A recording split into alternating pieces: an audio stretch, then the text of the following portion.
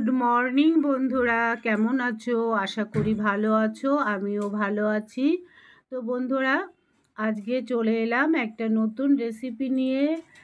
আর সবার প্রথমে জানাই রঞ্জা শর্ট অ্যান্ড ব্লগের পক্ষ থেকে সকল বন্ধুদের ওয়েলকাম, ভালোবাসা। তো বন্ধুরা, তোমরা কেমন আছো? আশা করি ভালো আছো। তো এটা আমি রান্না করব আর একটা ঝাল টক করব। তো বন্ধুরা, তোমরা সাথে থাকো, দেখতে থাকো আমি শোল মাছটা কীভাবে রান্না করি।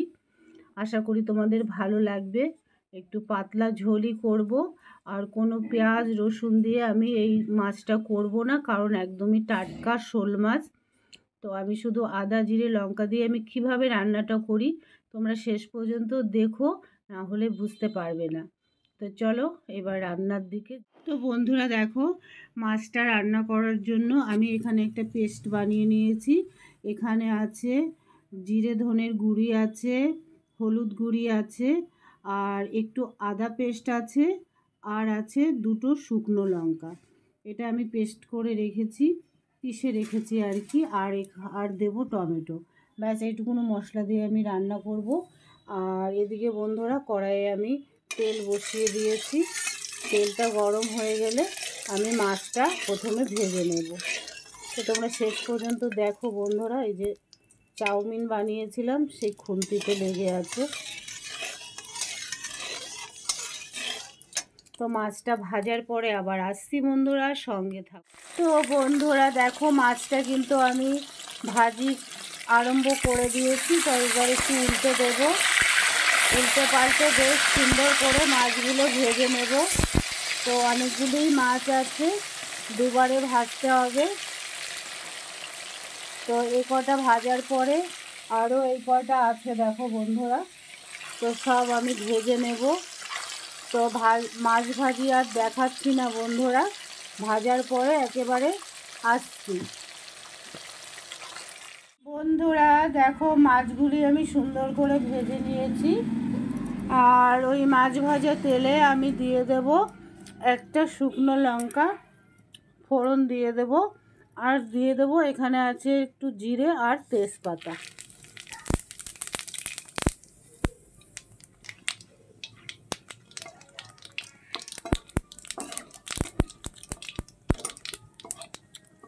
টাটকা মাছ একটুখানি লেগে লেগেও যায় বন্ধুরা, একটু লেগে লেগে গেছিলো। আর এই পর্যায়ে দিয়ে দেব টমেটো।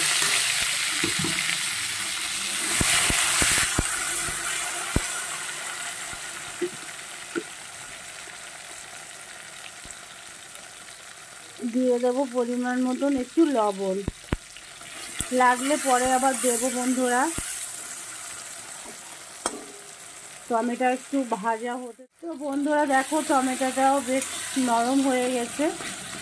এই পর্যায়ে আমি দিয়ে দেব পেস্টটা। এখানে কি কি আছে তো বলেই দিয়েছি, জিরে ধনের গুঁড়ি আছে, আদা আছে, দুটো শুকনো লঙ্কা পিষা আছে আর কি। আজকে কোনো পেঁয়াজ রসুনের কোনো ব্যবহার করছি না বন্ধুরা। টাটকা মাছের ঝোল আদা জিরে বাটা দিয়ে রান্না করলেও ভালো লাগে। তো মশলাটাকে আমি সুন্দর করে বন্ধুরা কষিয়ে নেব। তোমরা সঙ্গে থাকো, দেখতে থাকো। দেখো বন্ধুরা, মশলাটা কিন্তু আমি সুন্দর করে কষিয়ে নিয়েছি। সামান্য একটু এখন জল দিলাম আমি, তেল ছেড়ে দিয়েছে। তো আমি অনেকটা টাইম ধরেই কষালাম বন্ধুরা, টাইমটা ঠিক আমি বলতে পারবো না। তা 5-7 মিনিট আমি কষিয়েছি, একটু ধিমে আঁচেই কষিয়েছি মনে হয়। তো আমার এটা কিন্তু তেল ছেড়ে দিয়েছে, দেখো কষানো একদমই কমপ্লিট। এই পর্যায়ে আমি দিয়ে দেব পরিমাণ মতন জল।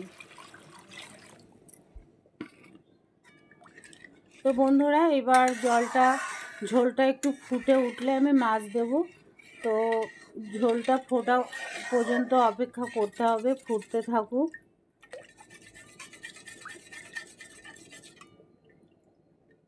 দেখো বন্ধুরা, মাছের ঝোলটা খুব সুন্দর ফুটে উঠেছে। এই পর্যায়ে আমি মাছগুলো দিয়ে দেব। আমি একেবারেই শুকাবো না, একটু ঝোলও থাকবে, মাছ তো অনেকগুলি আছে।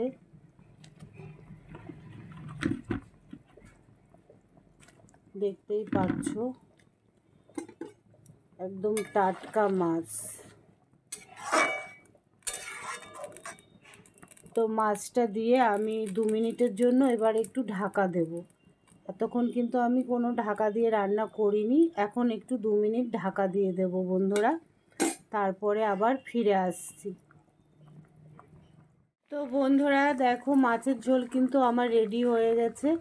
আমি এর মধ্যে আর কিছুই দেব না, ধনেপাতাও দেব না, কিছু দেব না।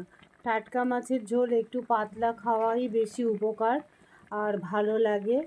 আর যেহেতু এখানে আমি কোনো পেঁয়াজ রসুন দিয়ে আমি রান্না করিনি, আদা একটু জিরে বাটা একটু লঙ্কা দিয়েই রান্না করেছি।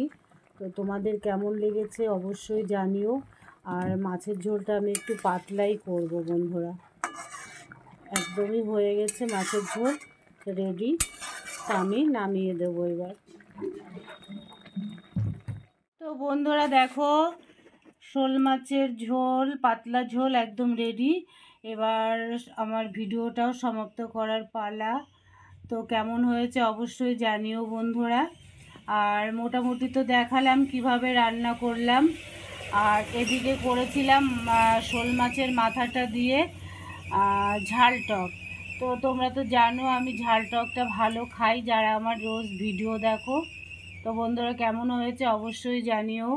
আর নতুন বন্ধুদের উদ্দেশ্যে বলছি, তোমরা যারা আমার ভিডিও দেখো একটু বন্ধু করে পাশে থেকো, আমিও আছি সবার পাশে। আর শুভ দুপুর বন্ধুরা, ভালো থেকো, সুস্থ থেকো। এখানে আমার ভিডিওটা সমাপ্ত করছি। Bye, tata.